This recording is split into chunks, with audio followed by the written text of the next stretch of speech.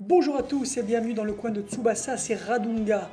Je vous ai promis récemment, dans la précédente vidéo, qui est sur les clubs européens, une vidéo sur la Ligue des Champions dans le manga. Pour ceux qui auraient raté cette info, c'est tout simplement que je vais imaginer pour vous le futur arc de Captain Tsubasa. Je suis quasi persuadé que ça sera la Ligue des Champions. Il y a des indices dans le manga, mais je vous en reparlerai dans la vidéo sur ce sujet-là.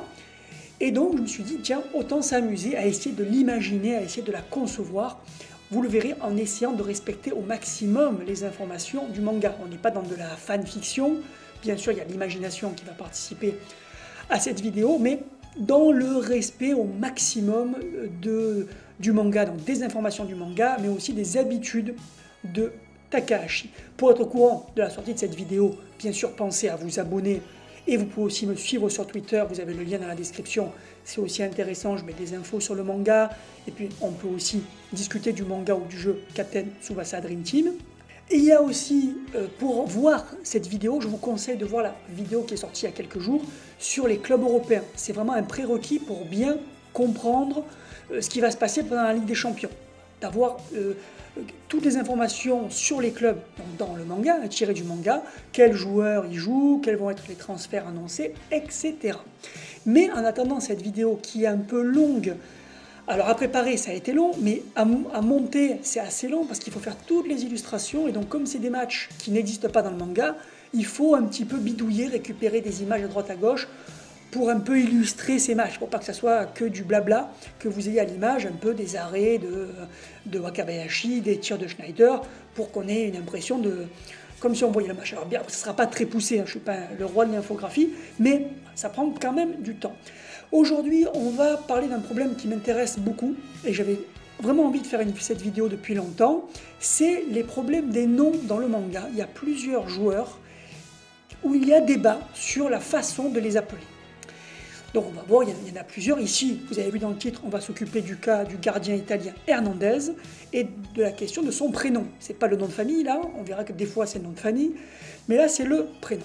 Il y aura plusieurs vidéos de ce type, hein. À chaque fois je ferai un ou plusieurs joueurs si le problème est le même. Parce qu'en fait il y a trois problèmes concernant ces noms.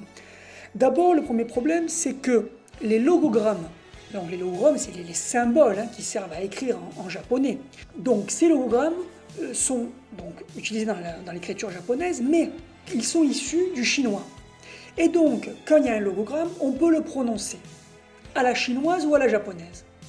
Donc, et ça change beaucoup, évidemment ça change. Alors des fois il y a des petites ressemblances, mais en général ça change quand même pas mal. Donc ça c'est un premier problème qu'on verra pour d'autres noms de joueurs, que des fois il y a eu comme ça, il peut y avoir...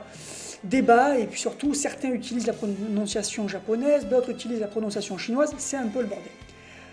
Deuxième problème, c'est la difficulté de l'auteur, de Takahashi, de retranscrire des noms européens en logogramme. Voilà, ça va être un problème parce que les langues sont très différentes et des fois c'est pas évident, et ça va être une des parties du problème de ce Zino Hernandez. Et puis ensuite, troisième, beaucoup moins important, mais quand même, ça y est aussi, les erreurs du databook. Comme tous les databooks des mangas, il y a des erreurs. Et ici, il va y avoir des erreurs qui vont se glisser et qui vont aussi rajouter une couche là-dessus. Et ici, on peut parler certainement d'une erreur du databook qui a après influencé certains dans l'utilisation d'un des deux prénoms, Gino ou Zino. On commence par un état des lieux. Alors, il y a deux solutions, Gino, Zino. Tous ceux qui suivent le manga depuis longtemps et qui le lisent depuis le début, ou depuis en tout cas, qui ont tout lu, et qui le suivent depuis 10-20 ans, disent Gino. Dans les scans anglais et français, c'est-à-dire les traductions à partir du japonais, il est toujours écrit Gino. Par contre, dans le jeu Captain Tsubasa Dream Team, il est bien écrit, là vous le voyez, je vous montre un exemple, il est bien écrit Zino. Et tous ceux qui ont peu lu le manga et qui ont surtout joué à Captain Tsubasa Dream Team ont pris l'habitude de dire Zino. C'est là le problème. Maintenant, si on voit le databook, parce que le databook il est là pour ça normalement. Là je vous montre l'image du databook, il n'y a pas d'ambiguïté. Il y a bien écrit Zino. Et d'après moi, c'est l'origine du Zino de Captain Tsubasa Dream Team. Ils ont vu, voilà, dans le databook, il y a marqué Zino, on va prendre Zino. Donc, Enfin, en tout cas, ça a pu appuyer leur choix. Ensuite, et pour terminer sur cet état des lieux, en Italie, le prénom courant, c'est Gino. Hein, c'est très italien, Gino, c'est très courant. Alors que Zino, moi, j'en avais jamais croisé. Et en cherchant sur Internet, j'ai vu qu'il y avait quelqu'un de connu, un Ukrainien qui s'appelait Zino Davidov. Donc Zino existe. Apparemment, c'est un prénom qui est extrêmement rare. Et souvent, c'est d'ailleurs plutôt un nom de famille. Donc, on ne peut pas dire que ça n'existe pas, Zino. Mais bon, en Italie, moi, j'ai jamais croisé de Zino et dans ce que j'ai pu lire, dans les joueurs de foot, etc. Alors que des Gino, c'est assez courant dans les films, on en voit. On passe maintenant à l'analyse. Alors au Japon, il y a plusieurs systèmes graphiques, c'est-à-dire plusieurs façons d'écrire le japonais. D'ailleurs en France, on pourrait dire qu'il y en a deux. Hein, il y a l'alphabet en minuscule, l'alphabet en majuscule. Souvent, ça se rapproche, des fois c'est très différent. Hein. Un A minuscule et un A majuscule, c'est très différent. Donc un étranger qui aurait appris que les minuscules, ben, il serait paumé sur un truc écrit en majuscule. Donc il y a quand même deux chez nous aussi. Au Japon, il y en a plusieurs, c'est plus compliqué.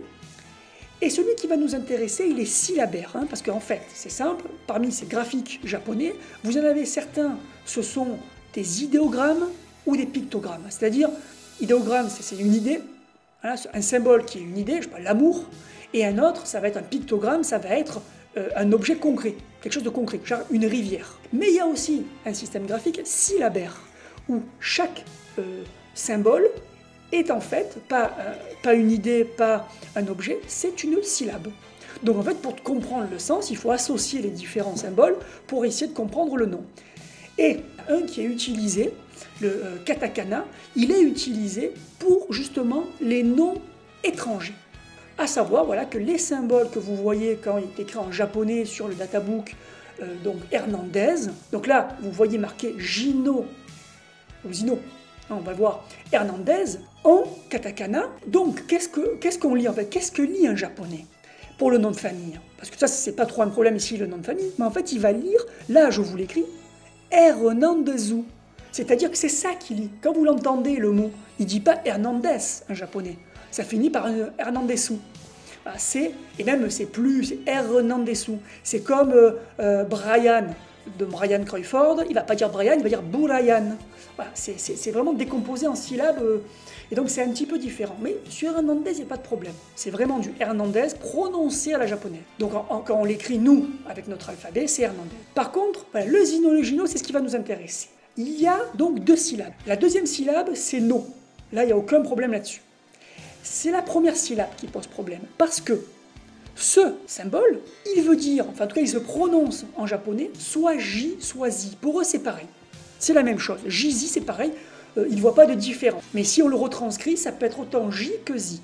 Alors à ce moment-là, on pourrait dire, mais alors pourquoi ne pas avoir choisi un autre symbole qui voudrait dire J avec un G? Là je vous le mets, hein, vous le voyez à l'écran aussi. Il y a un symbole qui est J, sauf que c'est pas J, c'est écrit J, mais ça se prononce Gi. Donc s'il avait utilisé ça, Takahashi, en fait les Japonais auraient lu Gino, Gino Hernandez.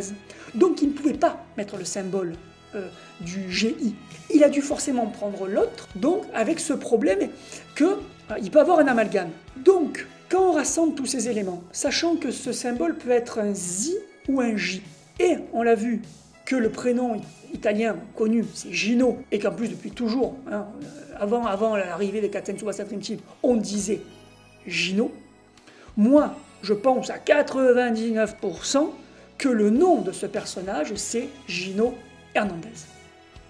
D'autant plus qu'il existe, je ne dis pas de bêtises, un catcheur italien, qui s'appelle Gino Hernandez. Alors, je ne sais pas pourquoi il aurait choisi ce nom-là, mais il se trouve qu'il y a un Gino Hernandez italien. Et le problème dans le databook, c'est que quand ceux qui ont rempli le databook, ils ont vu marquer le nom, donc en japonais, ben pour eux, c'était J, c'était pareil. Ils avaient le choix entre les deux, ils sont partis sur Zino, parce que la personne, certainement, qui faisait ça, ne devait pas du tout connaître l'Italie. Hein. Pour eux, je pense que l'Italie, c'est comme si je vous parlais d'une province de Chine et que je vous demandais les prénoms dans cette province. Vous seriez vraiment en difficulté pour me sortir un seul prénom d'une région de la Chine. Donc je pense que c'est pareil avec eux pour l'Italie.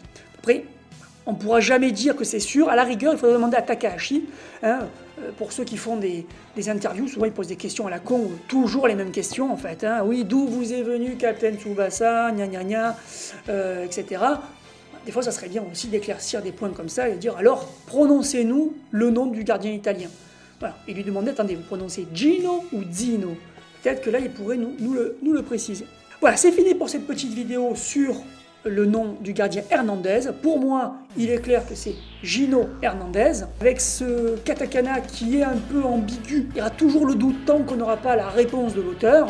Dites-moi dans les commentaires, vous, d'après ces éléments, qu'est-ce que vous en pensez et même comment vous l'appeliez même avant cette vidéo. Est-ce que ça va vous faire changer d'habitude? Je vous donne rendez-vous bien sûr pour la Ligue des Champions, mais il y aura évidemment d'autres prénoms qu'on va étudier, ou enfin nom-prénom, comme le cas du chinois qu'on appelle tantôt Xiao Zhongguang, c'est le cas d'un Captain Tsubasa Dream Team, et qu'on appelle aussi des fois dans le manga ou les fans, etc., Sho Shunko.